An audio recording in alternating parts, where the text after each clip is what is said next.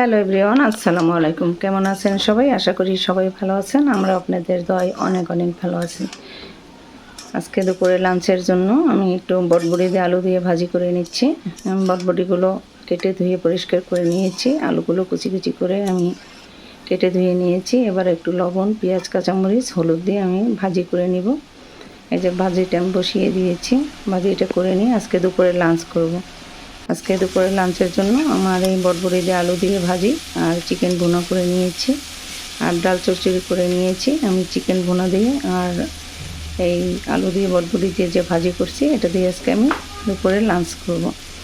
এই জন্য আমি ভাজিটা করে নিচ্ছি। দেখুন ভাজিটা অনেক সুন্দর হয়েছে, ভাজিটা খেতেও অনেক ভালো হয়েছিল, অনেক মজার ছিল। এবার আমি ভাজিটা করে আমি ভাজিটা বেড়ে নিব।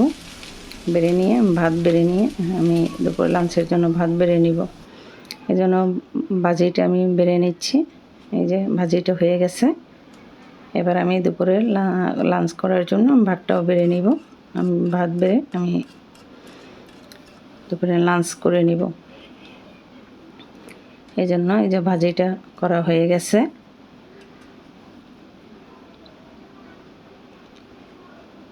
অনেক মজার ছিল। এই যে ভাত বেড়ে নিয়েছি আর চিকেন ভুনা করে নিয়েছিলাম। এই যে চিকেন ভুনাটা বেড়ে নিচ্ছি একটু, আর ভাজি বেড়ে নিব। আজকে আমার ভিডিওটি যদি আপনাদের কোনো অংশ ভালো লেগে থাকে, লাইক, কমেন্ট, শেয়ার করতে ভুলবেন না।